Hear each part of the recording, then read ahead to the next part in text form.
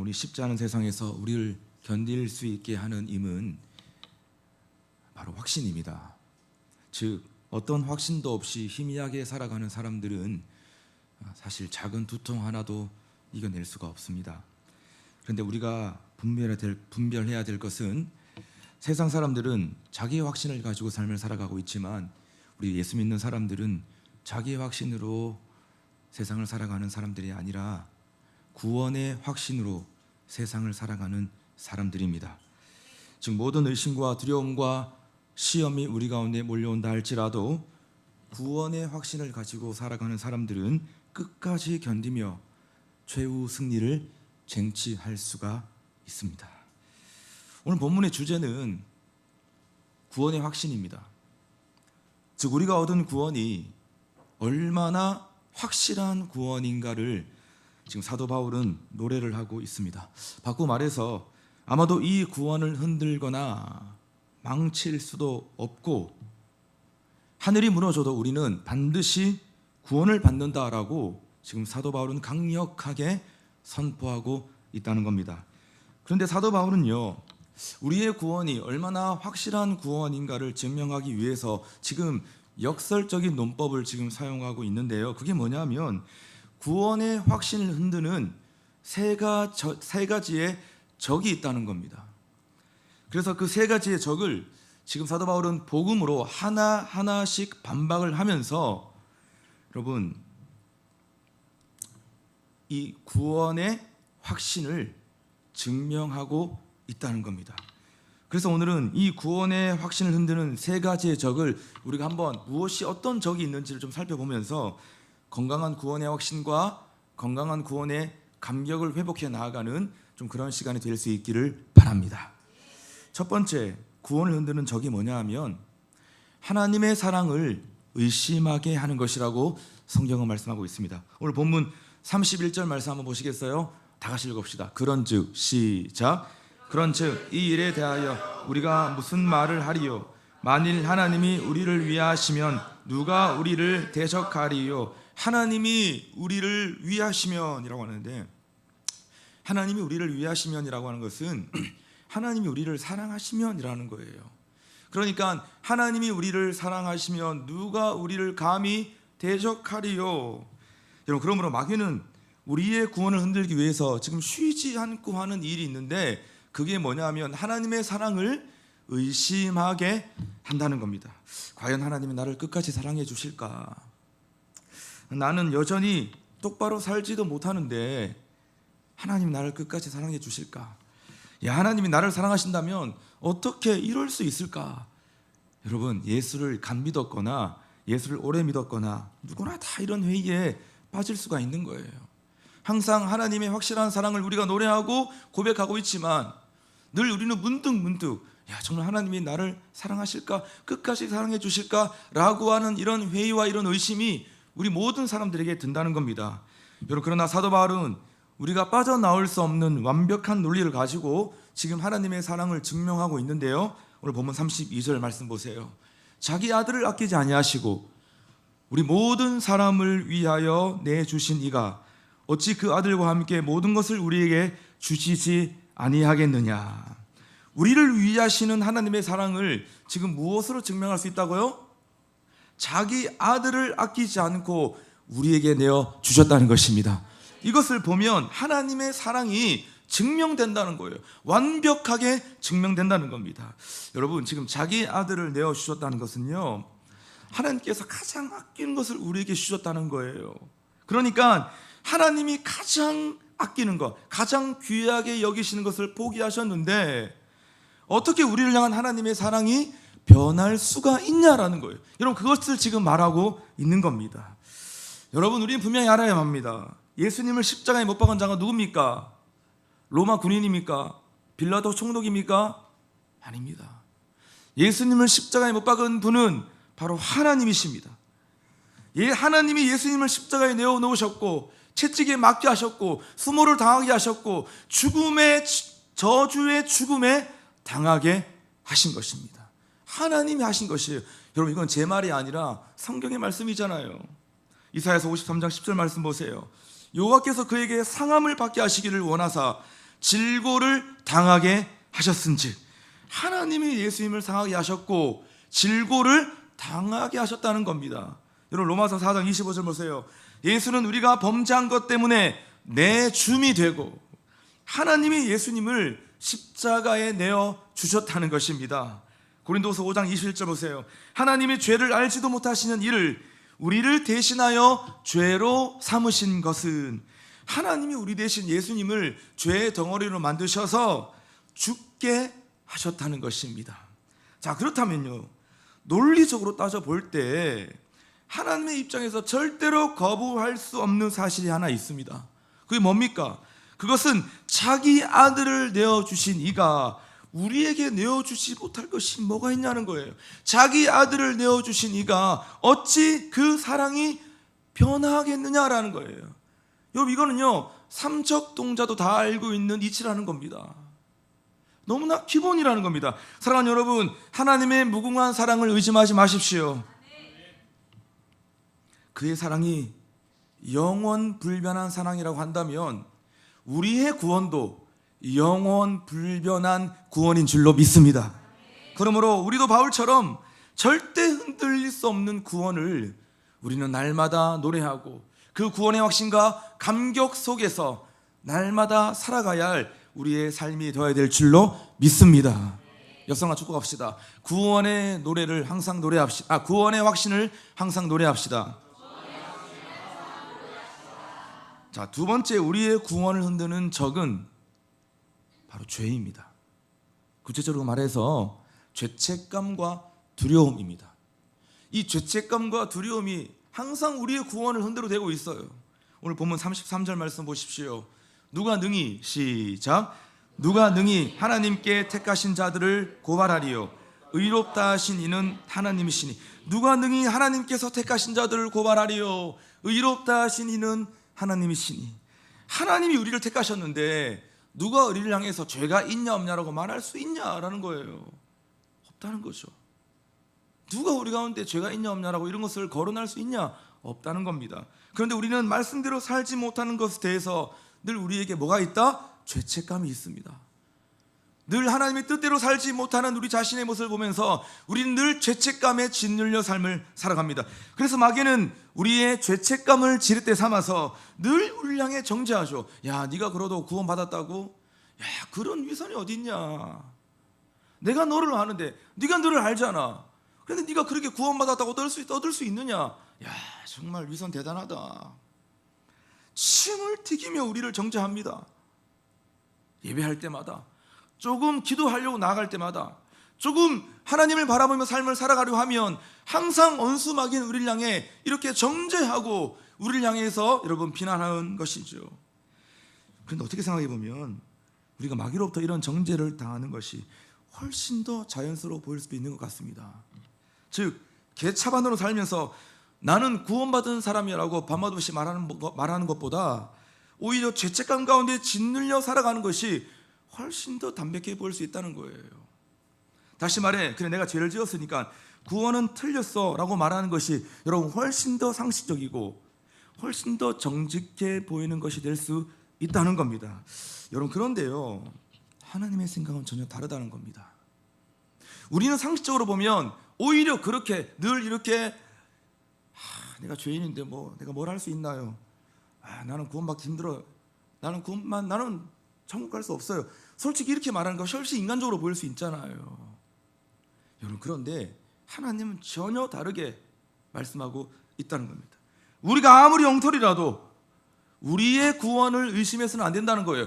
우리가 아무리 캥기는 데가 있어도 구원에는 영향이 없다는 겁니다. 우리가 아무리 엉망이라도 구원은 건들지 말라는 거예요. 여러분, 어떻게 이럴 수가 있습니까? 상식적으로 도저히 우리가 이해할 수 없는 거잖아요. 이거 세상으로부터 충분히 오해받을 수 있는 소지가 있는 거예요. 여러분, 그래서 우리가 이런 믿음을 가지고 막 살아가면요, 세상 사람들이 기독교 향해서 개독교나 말을 하고, 야 정말 재수없다고 말을 하고, 야 너는 뭐 맨날 그렇게 죄짓고 살면서 너도 우리와 똑같으면서 너희는 맨날 구원받았다고 할렐루야 그렇게 외치면서 살아가는 거, 야 진짜 역겹다. 여러분, 늘 교회가 지금 이런 말을 듣고 살잖아요. 그러나 기억하십시오.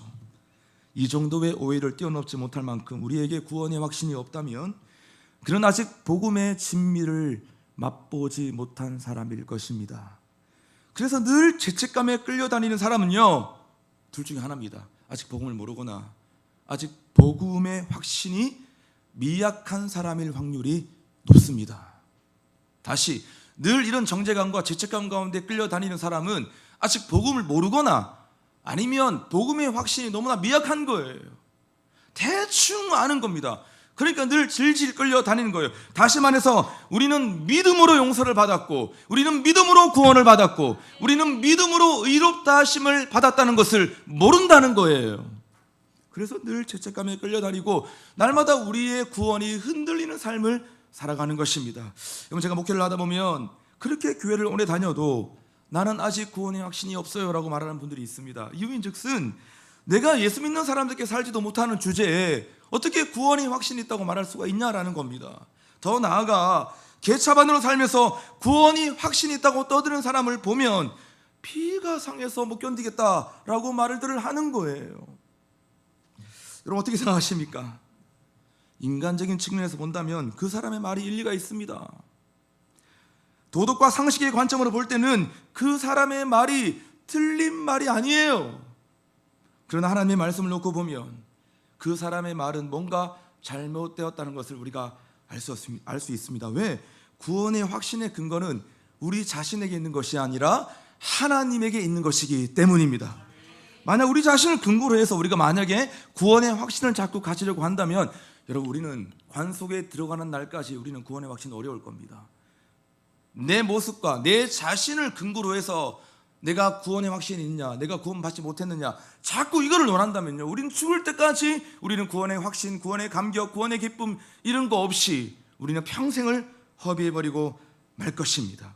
그래서 사도 바울은 오늘 본문에 이렇게 말을 하는 거예요. 34절 말씀 보십시오. 크게 선포합니다. 누가 정죄하리요? 시작. 누가 정죄하리요? 죽으실 뿐 아니라 다시 살아나신 이는 그리스도 예수시니 그는 하나님 우편에 계신 자요 우리를 위하여 간구하시는 자신이라. 아멘. 지금 누구를 보러 가는 겁니까? 누구를 보러 갑니까? 자신을 보러 갑니까? 예수를 보러 갑니까? 죽으시고 부활하신 주 예수를 바라보라고 말씀하고 있는 것입니다. 또한 하나님의 우편에 앉아서 우리를 위해 지금 기도하고 계시는, 간구하고 계시는 그 주님을 바라보라 하는 것이에요. 그러니까 여러분, 복음은 무엇입니까? 자신을 바라보지 말고 예수를 바라보면서 구원의 확신을 가지려 하는 것입니다. 세상 사람들 복음 모르니까 예수를 바라보지 않고 자꾸 사람 바라보는 거예요. 교인들 바라보는 거예요. 성도들 바라보는 거예요. 그래서 저게 장로냐, 권사냐, 저게 집사냐, 그 뭐냐 하면 지금 사람을 바라보면서 지금 구원과 복음을 논하고 있는 거예요. 성경은 끊임없이 자신을 바라보고 사람을 바라보지 말고 누구를 바라보라고? 주 예수를 바라보라고 우리에게 선포하고 있는 것입니다. 그래서 제가 하나님의 사랑과 구원을 어떻게 정의하면 좋을까? 하나님의 사랑과 구원을 어떻게 정의하면 좋을까? 제가 한번 정리를 해보았습니다. 제가 한번 정리해보는데 같이 읽어볼까요? 시작. 우리가 하는 어떤 행위로 인해 하나님 사랑의 크기가 결정되지 않는다. 하나님께서는 무조건적인 은혜로 나를 선택하시고 사랑하시고 의롭다고 인정하셨다. 오늘 본문을 이 문장으로 압축시켰습니다. 다시 해볼까요? 큰 소리로. 우리가 하는 어떤 행위로. 시작. 우리가 하는 어떤 행위로 인해 하나님 사랑의 크기가 결정되지 않는다. 하나님께서는 무조건적인 은혜로 나를 선택하시고 사랑하시고 의롭다고 인정하셨다. 사랑하는 여러분, 죄가 우리의 구원을 흔들지 못합니다. 죄책감과 두려움이 우리의 구원을 흔들지 못합니다. 우리를 택하시고 구원하신 예수 그리스도를 바라보면서 구원의 확신과 감격 속에서 날마다 거할 수 있기를 주님의 이름으로 축원합니다. 세 번째, 구원의 확신을 흔드는 적이 뭐냐 하면 무서운 적입니다. 무서운 적이 뭐냐 하면 무서운 시험입니다. 여러분, 믿음이 아무리 좋은 사람도 우리 인생 가운데 무서운 시험이 덮치면요, 구원이 흔들리는 거예요. 믿음이 흔들리는 겁니다. 오늘 본문 35절에서 36절 보십시오. 누가 우리를 그리스도의 사랑에서 끊으리요? 시작. 누가 우리를 그리스도의 사랑에서 끊으리요? 환난이나 공고나 박해나 기근이나 적신이나 위험이나 칼이라 기록된 바 우리가 종일 주를 위하여 죽임을 당하게 되며 도살당할 양같이 여김을 받았나이다 함과 같으니라. 지금 세상에서 우리를 위협할 수 있는 것들 여기 다 나옵니다. 뭐죠? 환난, 공고, 박해, 기근, 적신, 위험, 칼. 이거 우리가 세상에서 위협받을 수 있는 거 다 여기 포함되어 있습니다. 여러분, 환난이 뭐냐면 로마 시대 때 타작을 했던 타작기를 가리켜서 환난이라고 말했습니다. 우리식으로 따진다면요, 도리깨죠, 도리깨. 그러니까 땅에 곡식을 깔아놓고 막 도리깨를 치면 알곡이 여러분 전부 다 떨어지는 거잖아요. 그 환난이 무엇입니까? 환난은 성도들을 지금 땅에 눕혀놓고 도리깨질을 하는 것을 의미하는 것입니다. 외부적인 압박을 가하는 거예요. 여러분, 그것이 로마 시대 때 받았던 성도들이 받았던 환난이었습니다. 여러분, 그리고 공고는 뭐냐면 공고하다라고 하잖아요. 공고한 내 영혼, 공고한 내 영혼. 이건 뭐냐면 정신적인 괴로움과 스트레스를 말하는 겁니다. 그러니까 내부적인 압박인 거예요. 환난이라는 것은 외부적인 압박이라고 한다면 공고라고 하는 것은 내 내면적인 내부적인 압박, 미칠 것 같은 스트레스, 괴로움, 이런 게 공고하다는 것입니다. 박해가 뭐냐면요, 신앙 때문에 받는 노골적인 학대입니다. 여러분, 그리고 기근은요 굶주림이고, 적신이 뭐냐면 헐벗음입니다. 실제 로마 시대의 성도들은요 예수 믿는 것 때문에 삶의 터전을 빼앗기고 농사를 지을 수 없는 황무지로 쫓겨났습니다.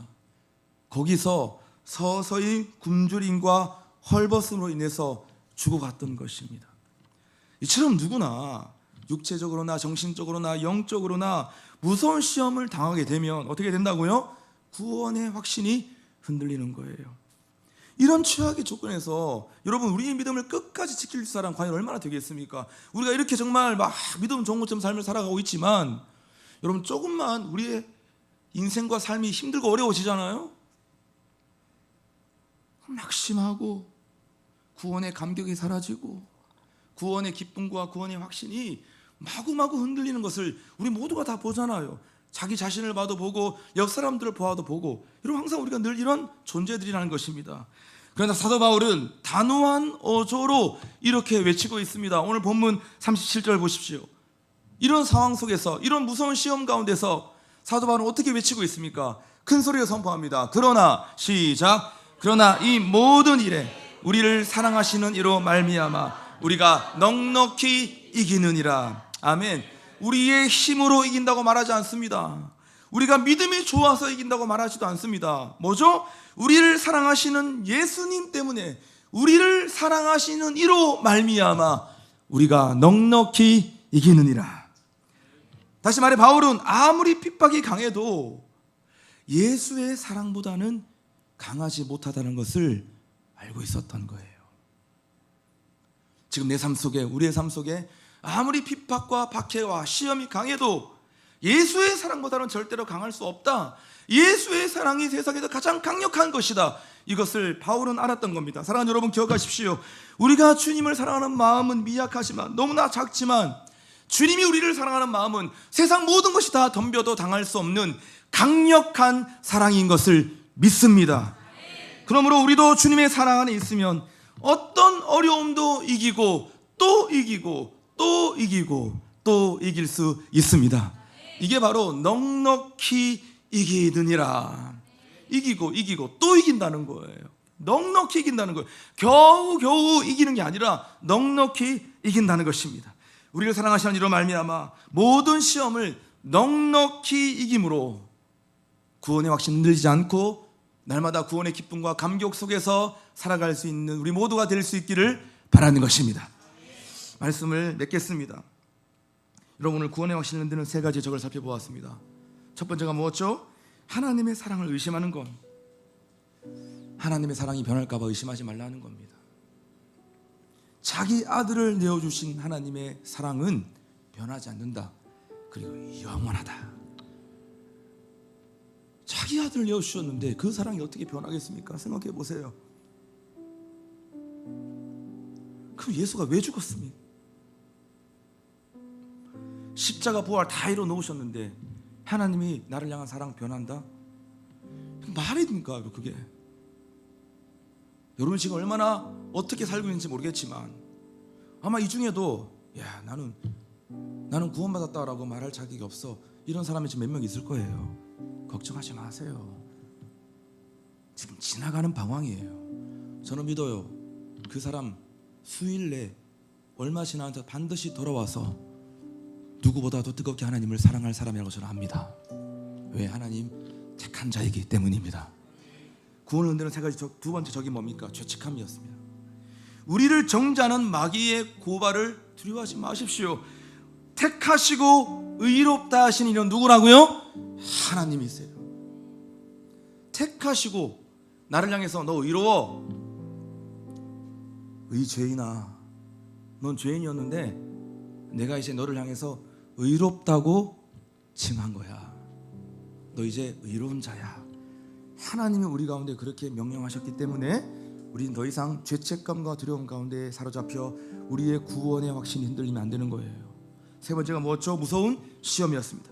세상이 주는 환난과 핍박으로 인해 믿음을 잃어버리는 대신 우리를 사랑하시는 이로 말미암아 넉넉히 이기십시오. 믿음을 잃어버릴 것이냐, 아니면 믿음으로 넉넉히 이길 것이냐, 믿음 다 박살날 것이냐, 아니면 나를 사랑하시는 주님으로 인해서 내가 넉넉히 이길 것이냐. 뭐가 더 쉽습니까? 후자가 더 쉽죠.